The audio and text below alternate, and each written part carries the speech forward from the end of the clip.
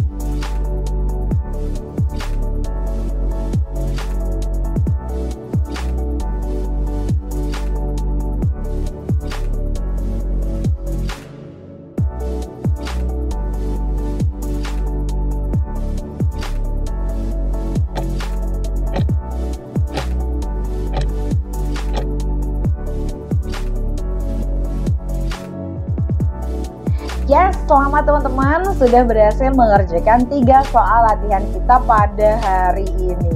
Mari kita mulai pembahasan soalnya. Seorang TPD melakukan uji mutu terhadap produk darah lengkap whole blood atau WB. Hasil uji hematologi dengan instrumen hematologi analyzer menunjukkan kadar hemoglobin sebesar 13,5 gram per desiliter dengan volume WB 350 ml. Berapakah nilai konversi hemoglobin dalam satuan gram per unit pada kasus tersebut? Oke teman-teman, sesuai dengan PMK nomor 91 tahun 2015, di mana kadar hemoglobin itu dinyatakan dalam satuan gram per kantong ya. Gambarnya 45 gram per kantong. Oke, teman-teman.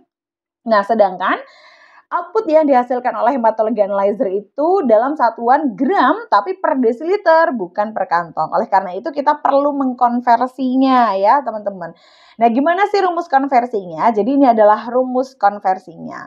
Hemoglobin per kantong itu adalah data hemoglobin dari hematologi analyzer gram per desiliter gini ya dikali dengan 1/100 dari konversi desiliter ke mililiter ya dikali dengan volume WB-nya dalam satu kantong ya teman-teman. Nah dengan rumus konversi ini kalau kita hilangkan ini ya desiliter-desiliternya hilang kemudian mili-milinya hilang maka nanti teman-teman tinggal mendapatkan data HB-nya dalam satuan gram per kantong aja ya teman-teman.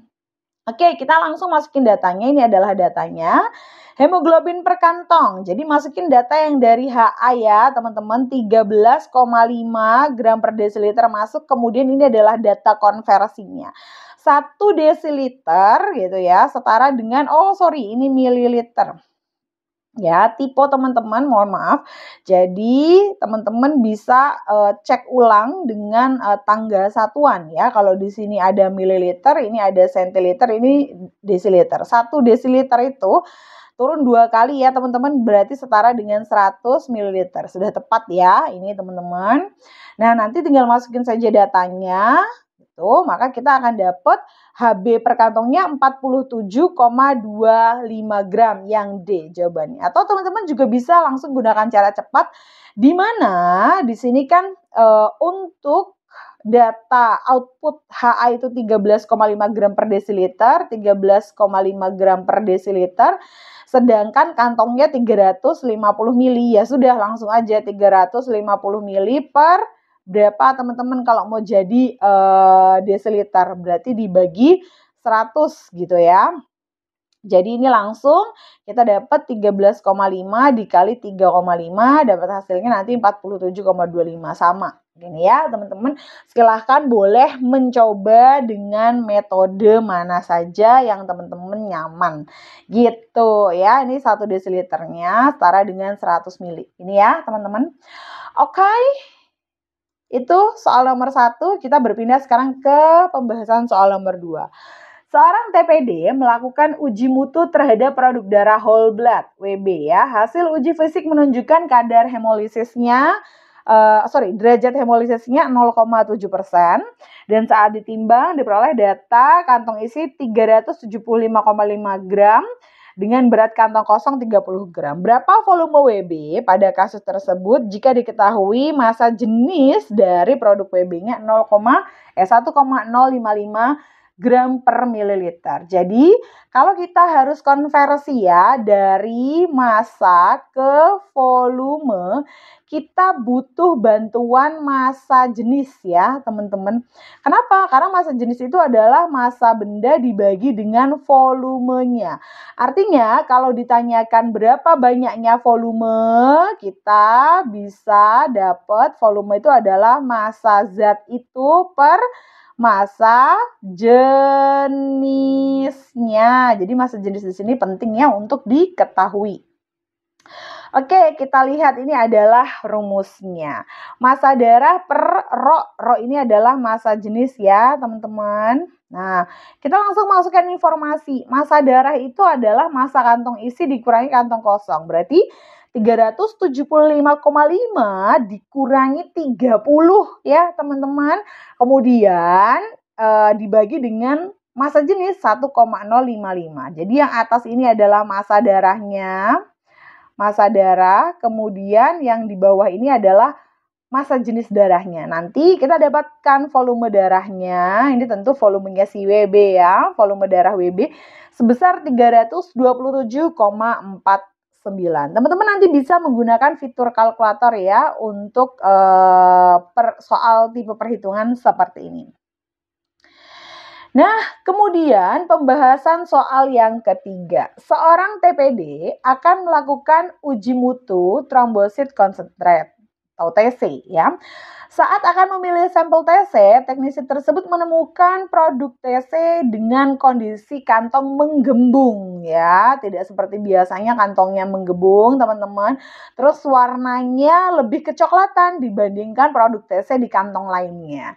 Apakah tindakan tepat yang perlu dilakukan untuk kasus tersebut? Apakah A. menurunkan suhunya, B. menghindari kantong dengan ciri-ciri demikian, C. memusnahkan darah pada kantong tersebut, kemudian D. mengecek suhu alat penyimpanan darah, E. memilih produk darah tersebut sebagai sampel uji mutu. Jadi yang perlu teman-teman ingat adalah QC produk darah itu terdiri atas 4 hal ya, uji fisik, uji hematologi, uji kimiawi, dan uji mikrobiologi. Nah kalau teman-teman lagi mau milih sampel produk TC yang mau diuji QC-nya, kok ketemu produk darah yang kelihatan menggembung dan berwarna kecoklatan seperti ini untuk produk TC, maka sebaiknya itu dipilih ya teman-teman sebagai sampel uji mutunya karena ada indikasi ada kontaminasi bakteri pada produk tersebut. Biasanya ciri-cirinya memang kantongnya menggembung, ada perubahan warna atau ada gelembung-gelembung udara di sana. Gitu ya teman-teman. Oke, sudah finish ya untuk soal-soal di episode ke-45 ini. Gimana teman-teman? Sudah memasuki episode 45, sudah makin mantap ya untuk menghadapi ujian kompetensi TBD pada tahun ini. Nah, di akhir sesi ini saya tidak bosan-bosan mengucapkan terima kasih buat teman-teman dan selamat, juga semangat terus ya teman-teman untuk berjuang supaya sukses nanti di ujian kompetensinya. Sampai jumpa lagi di episode Bahso lainnya. Dan jangan lupa untuk subscribe, like, comment, dan share ya teman-teman. Dadah!